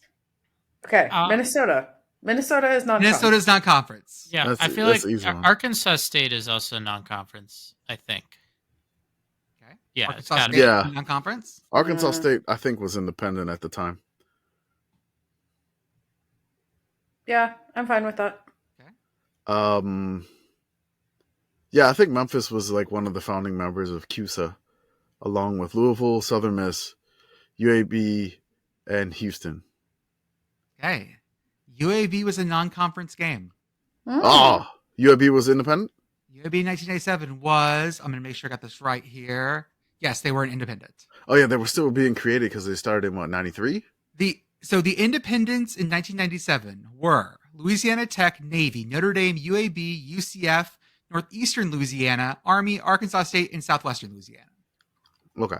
It's a rich year for Close. independence. Okay, good. That's a little harder now. Hard. Now we're going to bump up just a little more. Crank it up. How about 1967 Oh, Cincinnati? Oh God. Jesus Christ. Your options are North Texas, Boston College, Miami of Ohio, Dayton, Wichita State, and Xavier. Ah. Which of these games were non-conference? Ah, man. The Just fuck looking am I at supposed this. to do with this, Jordan? I didn't even know Cincinnati was in a conference at this point. They were. They bounced in a couple of different conferences. Cincinnati was like a conference hopper, like a lot of their history. They were in something called this like was the the- Buckeye Conference in and out, like This a was couple the of Missouri times. Valley Conference, by the way. Okay, so the Missouri Valley Conference. Okay. So the Missouri Valley Conference at one point in time, which was around the time that Detroit Titans football went away, was Nerd. well. I just I again, this know. is why I Just do did it. these best season of all time for teams who don't exist any longer. You know, the people over the shaft or whatever. God, man. North This Texas, one- Boston College, Miami of Ohio, Dayton, Wichita State, and Xavier. Okay, so if it's the MVC, we can I think we can reasonably assume that Wichita State was a conference game. Yeah. I'm thinking Wichita State was. I'm kind of leaning North Texas. I'm saying no to Boston College. Yeah, that feels wrong. Miami, Ohio. I'm probably gonna say. Oh man, they had that rivalry. They have that rivalry together. They do. I don't know if they were in a conference. They've been playing that for a bajillion years. Yeah, I feel like they were in a conference at that time, but I don't know if. I mean, the When Missouri did the Valley. MAC start existing? No, Great the MAC question. didn't fully exist until.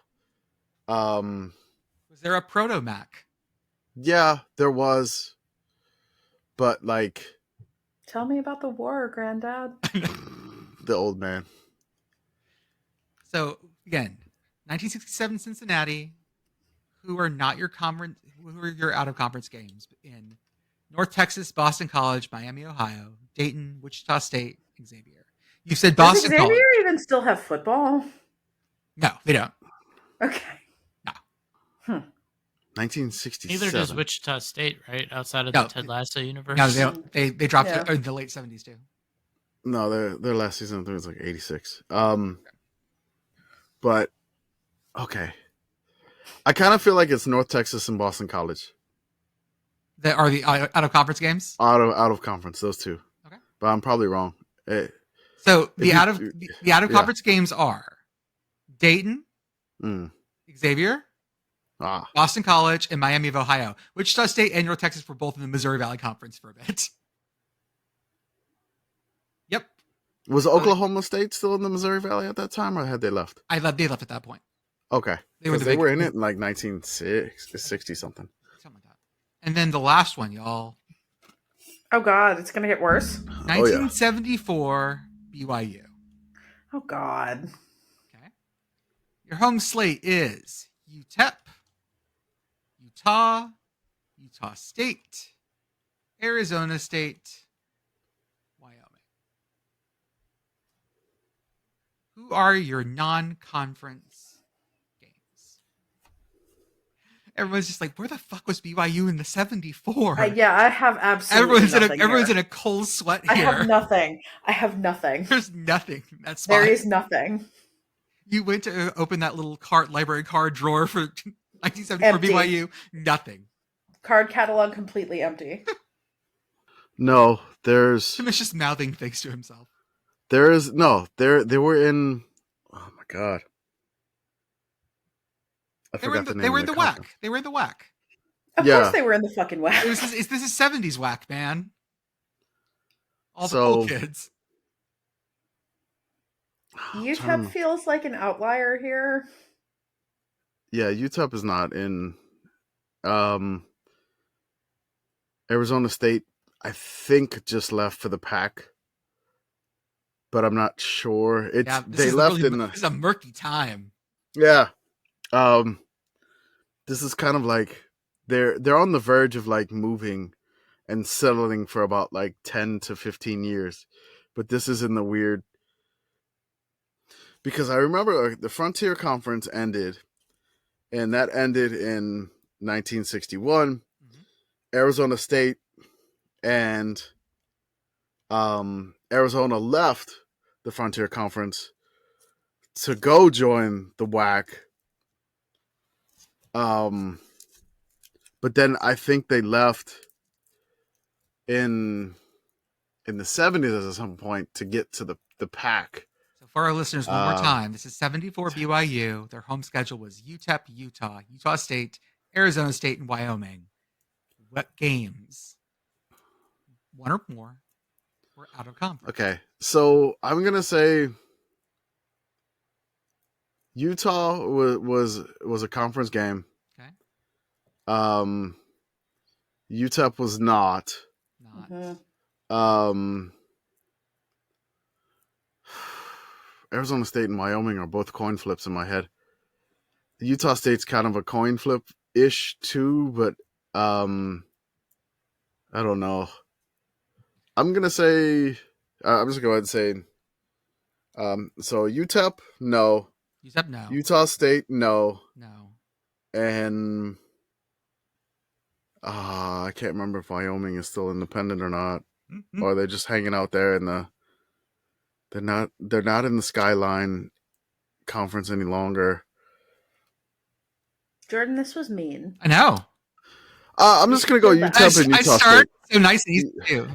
UTEP and Utah State. I'm gonna stick with those two. We just gotta guess something and move on. So Yeah. This is not great audio. Just listening to. Yes. So Utah State is the only non-conference. Okay. Oh. Wyoming, UTEP, Arizona State, and Utah were in the WAC in 1974. Listen to this WAC, y'all.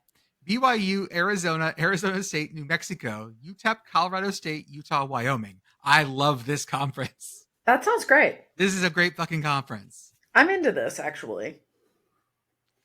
Utah State was independent, as was Hawaii at that point. Hmm. So there we go. Okay, that was the game of guess that home conference, non-conference slate, whatever we want to call it. Also, teams used to schedule non-conference way more interesting, at least. Like the closer I got in, these got a lot less interesting. Because there's always the very obvious, oh, you're playing, this FCS school. It sticks out like a sore thumb. Yeah, you're playing your FCS school. You're playing your non-conference rival.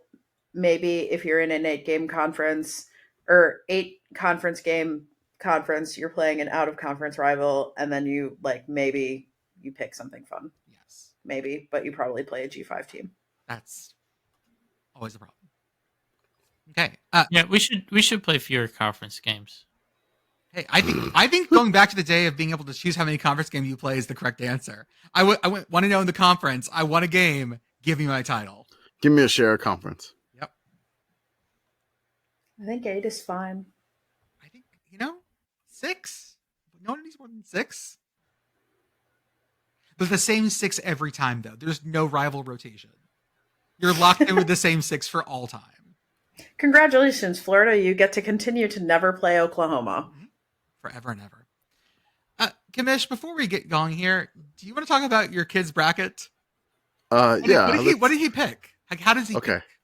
So I've been doing this with my kiddo for the past few years, where I just go over, each matchup, and I say the seed number, and then I say the school name and their mascot.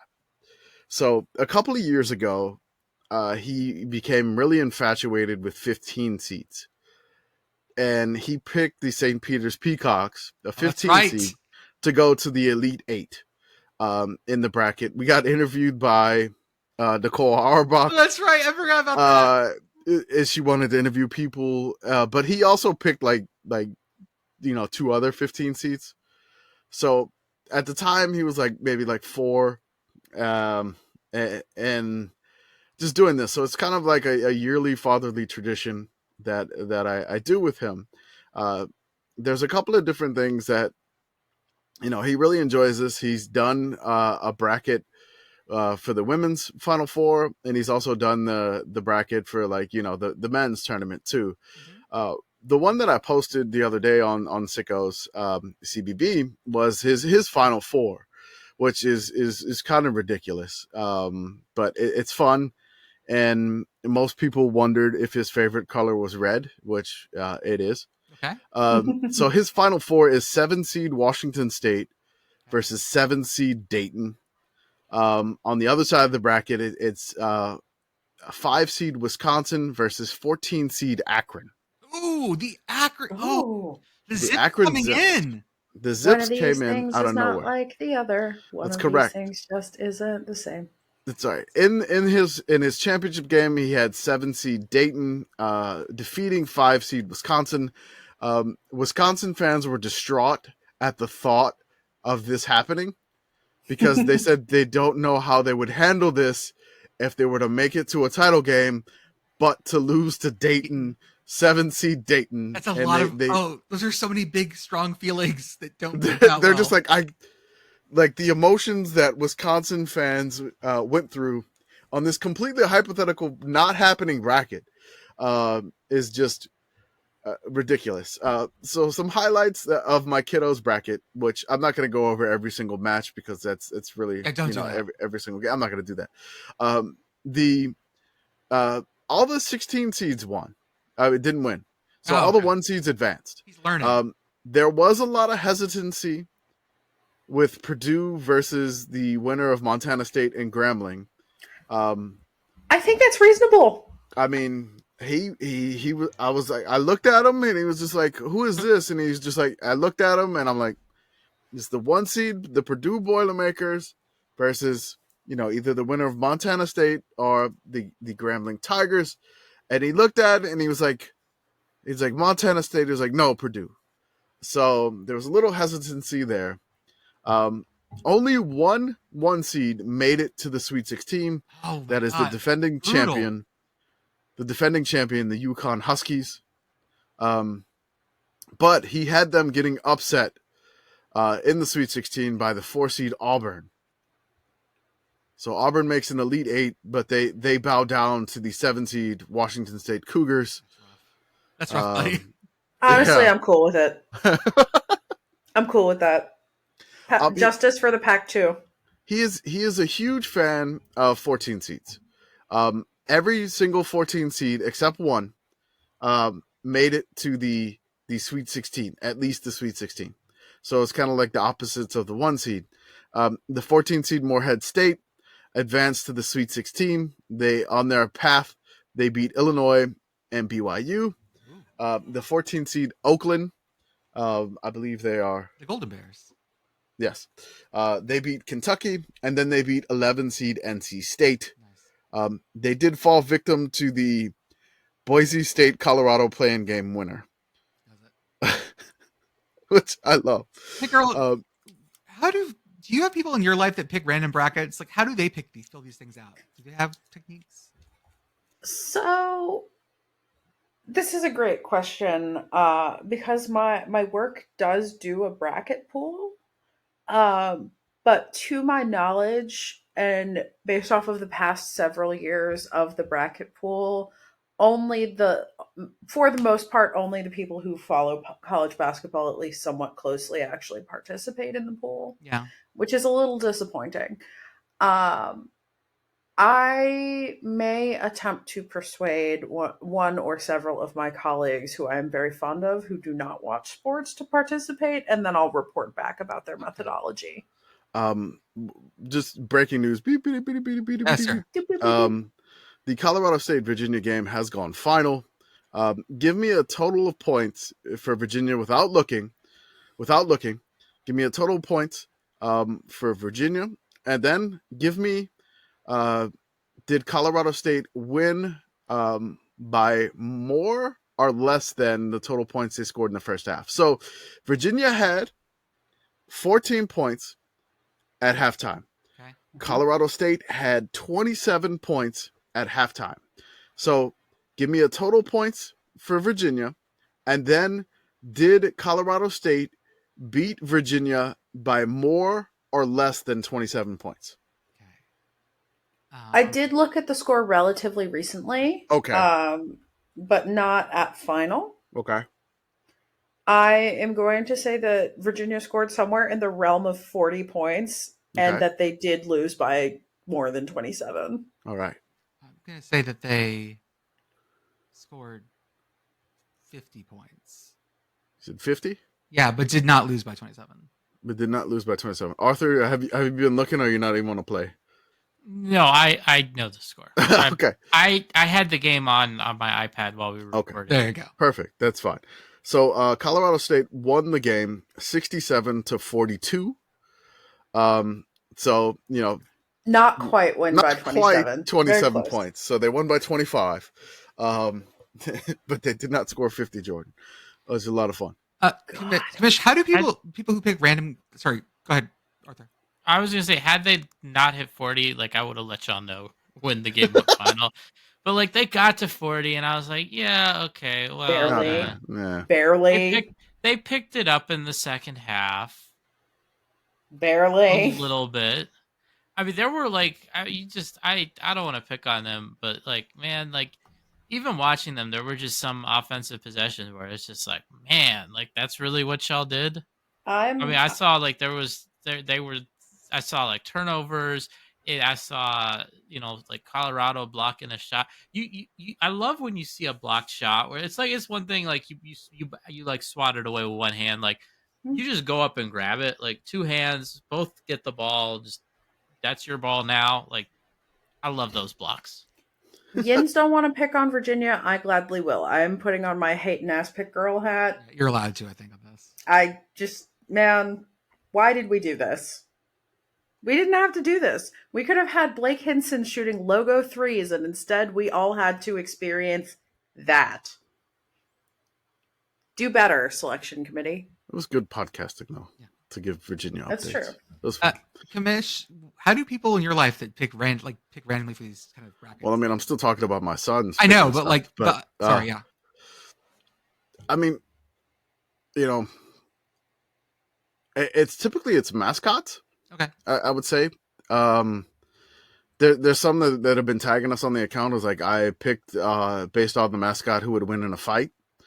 There's the NCAA March Madness folks that are just saying that who's got the closest Arby's to their home court, which, at least they're tagging us in it, which we appreciate it. Thank you so much for that.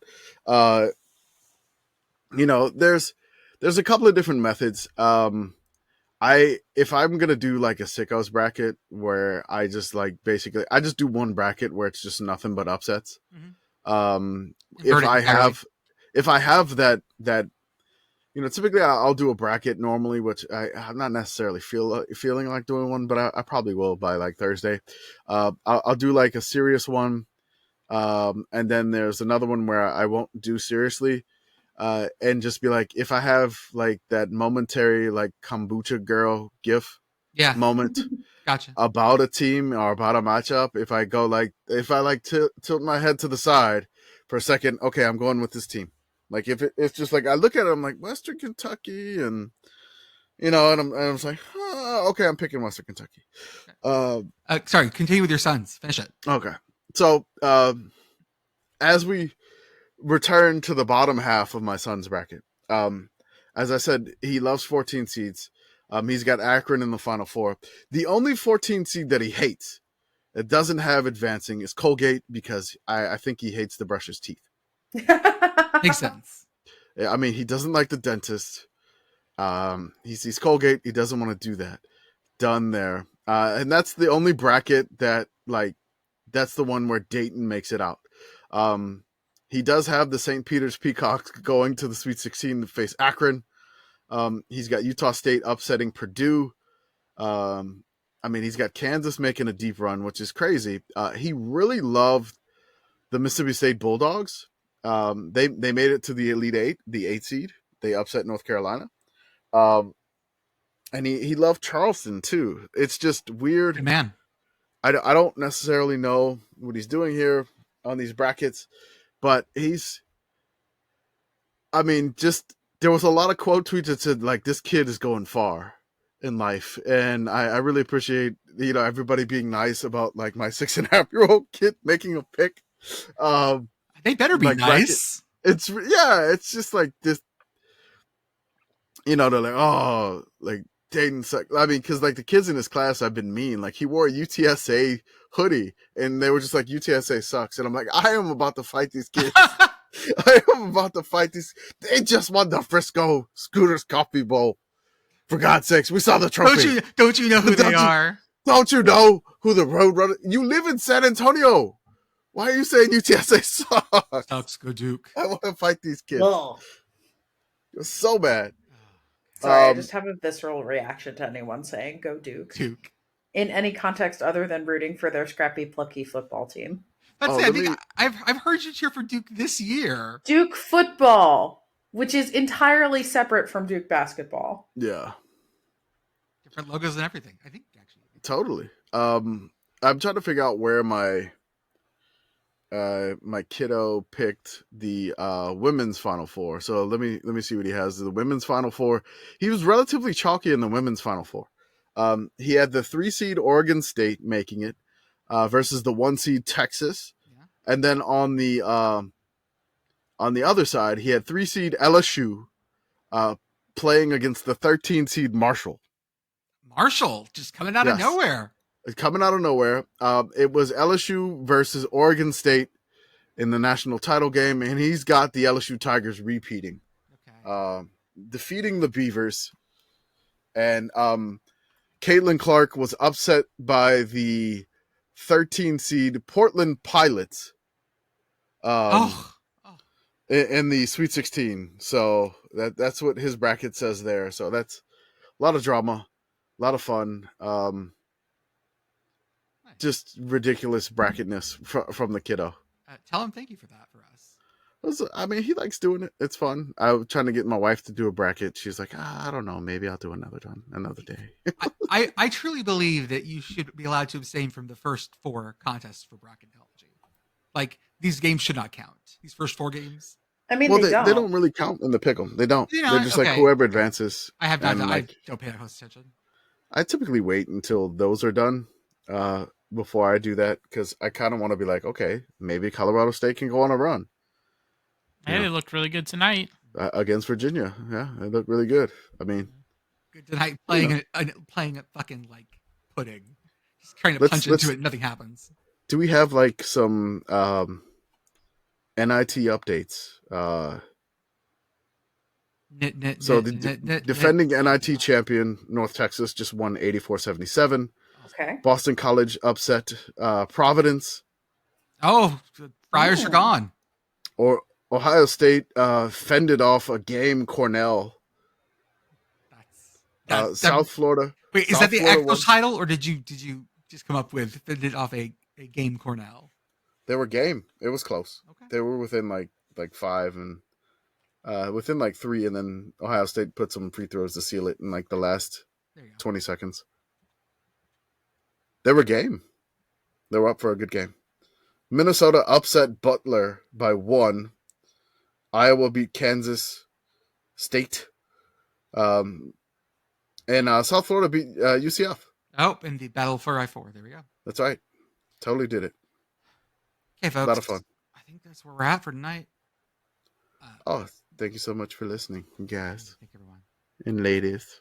I'm telling you. See, I was going to do more NPR because I'm thinking pledge drive going into the fall, and I'm thinking we send out tote bags to people. Ooh. Okay, but then can we find an event where I use my reality TV like announcer voice? Yeah, we'll find something. The Sickos Committee podcast is breaking down. That's like every episode. Yep, it's exactly what it does. So good. Impractical Jokers, season 29. How many seasons do they have of that? I don't know. It's got to be easy to film. I mean, hey, just do this. I don't even. Only 10 seasons? That's it? That feels. How many episodes? How many episodes a season? They only have 247 Okay. episodes. Okay, hold up. It's 247 episodes plus 40 specials. That's not a lot for how much they show it. It's only 300 episodes that they rotate like on every week schedule. Oh yeah, yeah, God, It's not a lot. huh? That's ridiculous. That's impractical. I mean, they don't have a lot of other shows. Well, that's the thing about On it though, because like TruTV. even if they were showing only one per day, it would take them less than a year to get through hold all on. of them. But Yes. they're showing Hold on. multiple hours of this every day. Hold on. They have Impractical Jokers spin-offs. Oh, we might be okay here. Here we go. Might be okay All right. here. You want to hear the names of the course I do. spin-offs? Let's Yeah. go. You know All right. we do. All right. I'm going to do this in Arthur's voice that he's been doing the whole time. Yeah, a feature-length theatrical film. That's right. Jesus Christ. Jokers Wild. Okay, Impractical Jokers. Inside Jokes. that's weird. Impractical Jokers. After Party. Mm. It's an after show hosted by Joey Fatone. Okay. Impractical Jokers. Dinner Party. Wait. So they had like a talking dead, Like but the for Talking Dead of Impractical Jokers? Jokers. Oh, see, I was thinking like Drag Race Untucked, where it's just like all of the tea. Oh, okay. They're just talking mad shit. Okay, guys, that's all I got. See everyone. on the other side. Impractical Jokers. Guest appearances from Impractical Jokers. Say something. Post Malone